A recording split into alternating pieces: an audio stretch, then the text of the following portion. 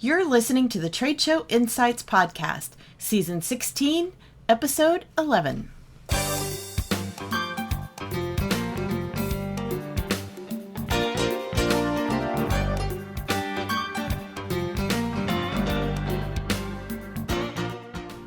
I'm your host and exhibit marketing strategist, Marlis Arnold, bringing you tools to improve your exhibit results. On today's episode, brought to you by the Exhibit Marketers Cafe, we've got a rebroadcast of our virtual lunch with a social media expert who also has a trade show background.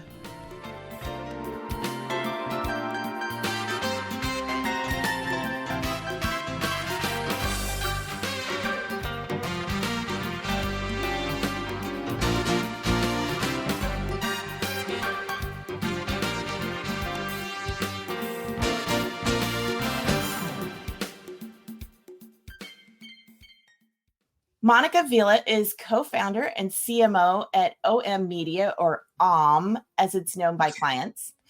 OM is one of the pioneer influencer and social media marketing agencies launched in 2010 for consumer-facing and B2B brands working across all social platforms.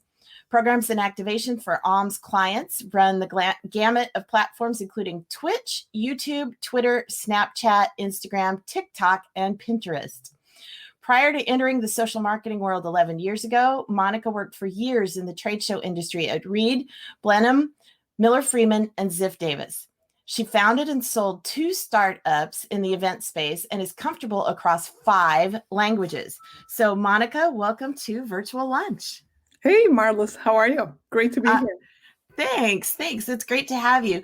There is so much to talk about in the realm of social media, and I think where I want to start, though, is I think a lot of events are not utilizing social media to its best advantage. So talk a little, since you have that combination of the social media and the events background, talk a little bit about what are some of the what some of the things that events do wrong and what they could do better with their social media marketing.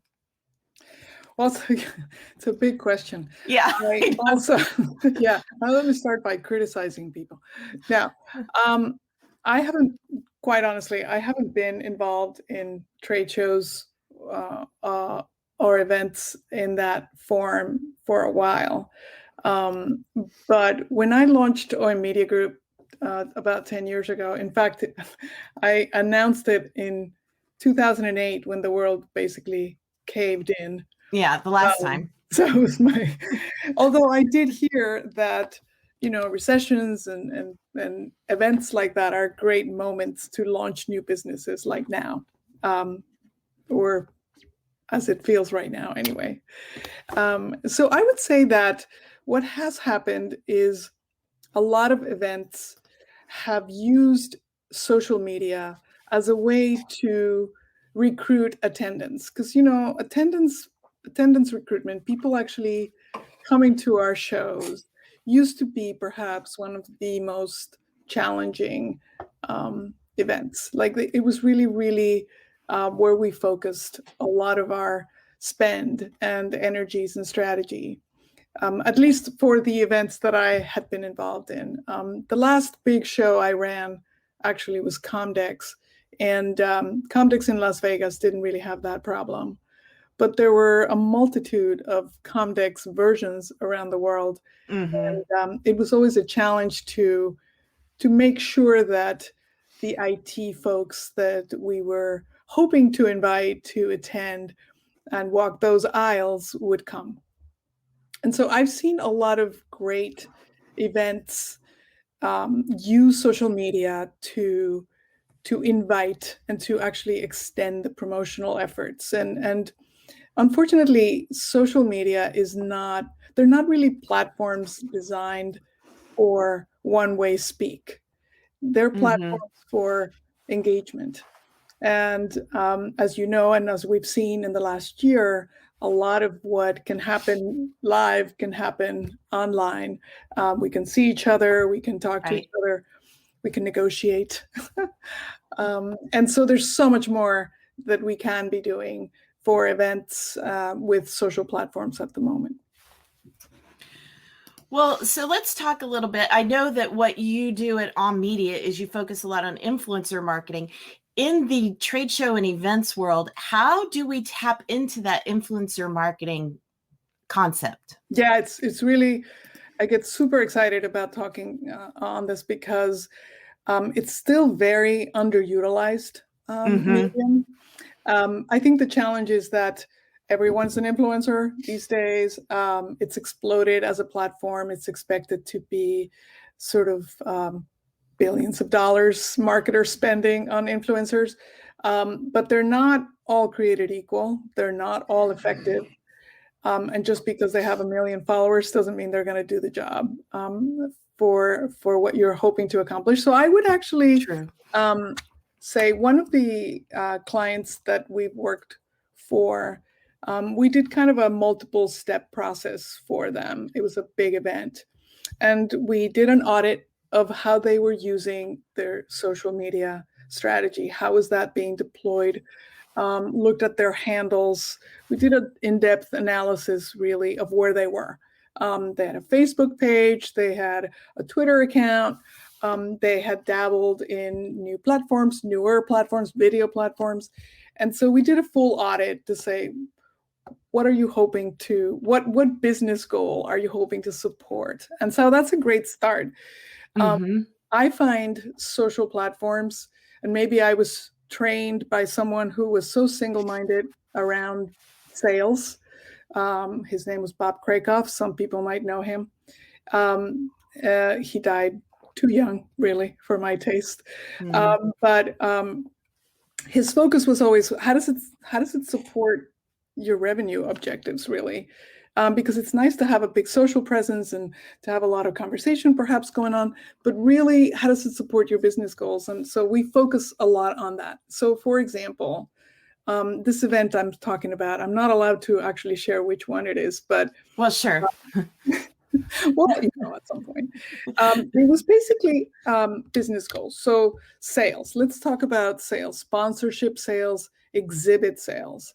And Mm-hmm. how do you offer additional reach with your own social platforms, with your own handles to support, say, your top 5 sponsors? Because you can really measure reach and impressions in CPM uh, conversations. Digital marketing, you can't really live without CPM metrics. Mm-hmm.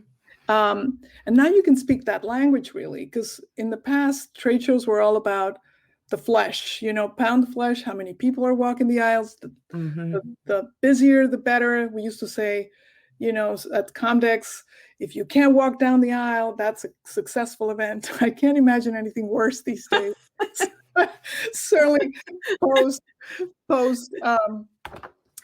pandemic, but Yeah. as we emerge from that, and you mentioned it in your credits, right? It's people are skittish about getting too close to people, and so, and then quite honestly, Comdex, we realized so many attendees were coming from the southern desert of Nevada, and so that's great. That's a lot of people, but are you really giving value to your exhibitors and your sponsors by adding so many bodies that are not really buyers? Exactly. Well, and that's one thing I've always said is just because you've got bodies walking the aisles doesn't mean they're buyers because just I would rather have a smaller attendance of really highly qualified people, which by the way is a benefit right now because the Mhm. people who actually are coming to the shows are the ones who are the most serious. And that's the one thing I've been hearing from exhibitors across the board. So let's talk a little bit about some examples maybe from consumer brands because maybe some of the trade shows haven't quite got it mastered yet, but the other day when we had our conversation you mentioned Peloton for one example. So talk a little bit about what some of the consumer brands are doing that trade shows could copy. Yeah, yeah. I mean, I think in the issue of influencer marketing, we've done this work now across brands for the NFL, for Verizon. We've launched a few new products, tech. We've supported Swiffer, really, across the board. And the bottom line is, in the case of influencer marketing, if you spend $1, you'll get $7 back. And that's, extensively researched by McKinsey and many other brands. What consumer brands are doing that I think trade shows could copy is engage a targeted group of influencers in that space that may communicate with your exhibitors' customers to buy into the concept of your show.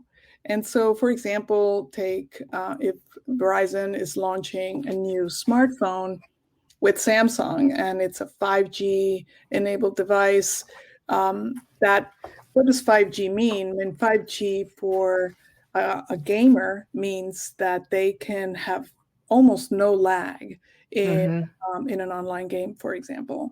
And so if you engage gaming influencers, people that are constantly, say, on Twitch, these are, by the way, they're not couch basement types anymore. Gamers are among us. They're people like you.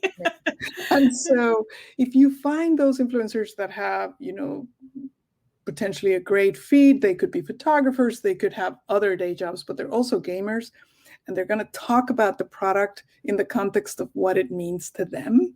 Then you really have a very powerful connection between your product, say in the case of a show, and your exhibitors' products. I don't know, think about the Kitchen and Bath Show, and many of these may not even exist anymore, but say the Kitchen and Bath Show, your top sponsors, some new appliances, and you have people that are actually using them prior to the show and talking about how they connect to the internet and how you go to the grocery store and now your refrigerator is telling your smartphone that you don't have any milk. So you can really be showcasing exhibitor products the way consumer brands are showcasing their own products through the use of influencers, but in ways that describe the value.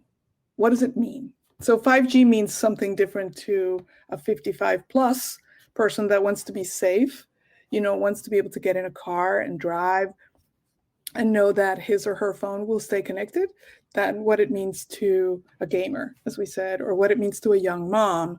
And the trick is not to use social media so that you can say you're actually on social media and maybe you get 3 retweets or 10 comments. It's more about really explaining the benefits. What job are you getting done through social platforms? Well, and I love that because, like you said, when you've got actual audience members who are using the products and talking about, it's so much more authentic and real, because it's not just all, the show is putting out all of this information and just all, or the exhibitors themselves and just promoting themselves, but it's coming from the actual audience and the actual users. And I think that's what's so valuable. And I know that's another one of the trends that has come out of the past year that is going to be ongoing, is that people look to even celebrities, they're looking to them now to be more authentic and more transparent. And I think that is key on what you were just talking about, is tapping into that authentic, real life. Hey, this is what I do. I remember several years ago, Kristen Bell and her husband, I can't remember what his name was, but they were doing the commercials for the refrigerators, and it just, so you kind of felt like you're behind the scenes, you're watching them just doing things in their house or whatever. And I think people really related to that. And so I think that's one thing, like you said, that shows need to grasp, that having these influencers that are just, not even powerful, but just, real world people in the audience. So that, I think that's really cool.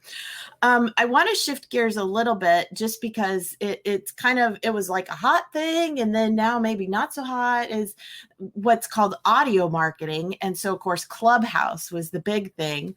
And I know last year it was like we were all jealous of everybody who could get on, and while we couldn't. And then I finally got on this spring, and I feel like about the time I got on, everything kind of slowed down. But maybe it really hasn't. And then I know there's Twitter Spaces, which you told me about, and I tried to get on, but it seems like with that one, you have to have somebody you follow who's doing a space currently in order to get in. And every time I tried to get in, I couldn't. So talk a little bit about, do you think this is going to pick back up? Do you think Twitter Spaces is going to take off, or where do we go from here? So I feel like when that conversation is a little bit like, do I need this conference table? it's so interesting to me, and it's a fair question. Everybody asks the question, and I kind of go back to, what are you hoping to accomplish? We talked about Peloton is a stationary bike without its community, and so the focus is build a community. And where is your community going to be? Where can you grow it? Where can you get yourself known and add value? And that's the platform that you go for. If you think about Pinterest, Pinterest has been around for such a long time, perhaps since the beginning of social platforms, and it's probably one of the most successful platforms lately, right? They've done so many right things. Is that the right platform for you? We can't just keep going to the newest and shiniest object, because yes, audio is an important space. We see on the explosion of podcasts. You have a very successful platform yourself, but it starts with, and again, do you need that conference table? It's not about how you do it. It's what are you trying to do, and how are you going to build a community? If you don't have a community around your event and around your product, even if it's small, you probably don't have a lot of long life with it. It's not easy to innovate. It's not easy to really communicate directly. And I'm really talking a little bit more here about the consumer space. As far as B2B, there are some very powerful groups meeting regularly on Clubhouse. If that's a community, for example, VCs, a lot of VCs, well, that could make sense. And so there's communities. Did you know, for example, that Twitch has a thriving music community? Nope, they're not even gaming. Twitch has perhaps 14 or so, it's like 13 or 14 thriving categories. Burberry's did a fashion show on Twitch. Oh, really? They weren't targeting gamers. Huh. So this is kind of a little bit of the work that we do, is we look at on a product by product or event by event and say, what is the underlying way in which you want to build a community and have direct contact with your attendees and your exhibitors, that you can be in a position of being a thought leader as the event producer and communicate and build that conversation and engagement. So when you have the live event, you've probably secured 10 influencers to start talking about new products. Because one thing that hasn't gone away is that it's a little bit like 30% or even a little more than 30% of attendees are coming to a trade show or a consumer show to see what's new. Right. And it may be new to them. So it's not necessarily a product that's just been introduced. It could be a product they haven't seen before. And so you have to, if you cater to that one goal in your event, then social platforms are going to be extremely powerful to help you build that buzz and get more people to come. But also, if you're streaming, get more people to join your streams. And to me, that is actually more important. Build a community that's going to give you a quality about your product that you may not already have. And again, that Peloton versus just a bike. We've all had stationary bikes that are incredible coat hangers. But Peloton, and let me tell you, if you don't get on your Peloton in a week and you've been getting on once or twice, they're chasing you. They're like sending you emails and they're like, hey, we haven't seen you in a while. And have you been? The guilt factor. It's well, a little guilt, but also a little like, hey, we have this new, 5 videos from your favorite instructor, and we now have yoga. Would you like to join this class? So that's a community to me, and it's not just the product. And I think that social platforms, any of them, in any combination. I tend to stay away from Facebook. I'm a little biased. I prefer other platforms, again, like Twitch, can really support that goal at the very least of what's new. Well, and I think it probably all goes back to maybe a good place to start is to survey your audience for your show and find out what platforms they're on. Because, like, Burberry doing a fashion show on Twitch, how did they ever come up with that idea? Spent a lot of money. Yeah. So I think just figuring out which platforms you need to focus on, because we can't, I haven't done TikTok. I haven't done Twitch. I haven't even done Instagram, because I focus on like the big four of Twitter, LinkedIn, YouTube, and Facebook, because that's where I feel like my audience is. But, maybe I'm missing a whole crowd of people on Twitch and TikTok. I don't know. Well, it's possible. But you're right. You need to find out where they are. But don't forget that if you, for example, do a stream on YouTube and you're opening your show and it's your first day, so you have a live stream on YouTube, and you introduce them to your Twitch channel, or you introduce them there to your Facebook page, or you create a private Facebook group for your community. Those are the kinds of things that you can actually bring an audience from one place to another. Mm-hmm. People that are online, that are in a platform, it's a great way to start, for sure, to survey them. But once you start adding value, once they see, oh, I don't want to miss this tweet. We all have those people, right? Like, that we check and we go, I don't want to miss this one. This one's too funny. I never want to miss those Instagram posts from this one guy who I cry laughing every single morning, and he puts one up every single day, and I inevitably cry laughing. It's too funny. So you want to be that. That's the goal, is you want to be that resource when someone's like, okay, let me check out my industry news, which is what I use Twitter for, to be honest. I can't afford to read all the stuff I need to read. But with Twitter, I get curated resources. You want to be, as an event, you want to be one of those curated resources for your exhibitors, for your sponsors, and for your attendees. I love that. I think that's a perfect point to end with, because that is true. That is what, especially going forward, building that community and curating the content is where it's going to be for event organizers going forward. Monica, thank you so much. Tell us, Alan's going to put up your website link here, but tell us how people can get in touch with you, or how you can help them going forward. I know you had something you'd mentioned to me previously.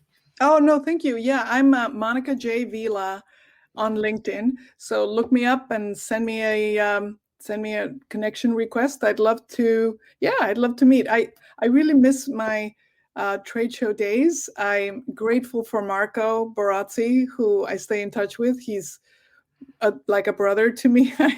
And I'm so grateful that I'm still in touch with him. But yeah, absolutely. If anybody needs a quick audit and some quick time, I'd love to spend some time with that medium that I've grown up in, really.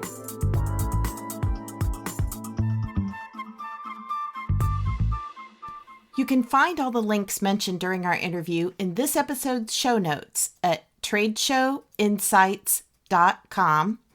And if you'd like to join us for an upcoming virtual lunch, you'll find info on that at exhibitmarketerscafe.com/lunch.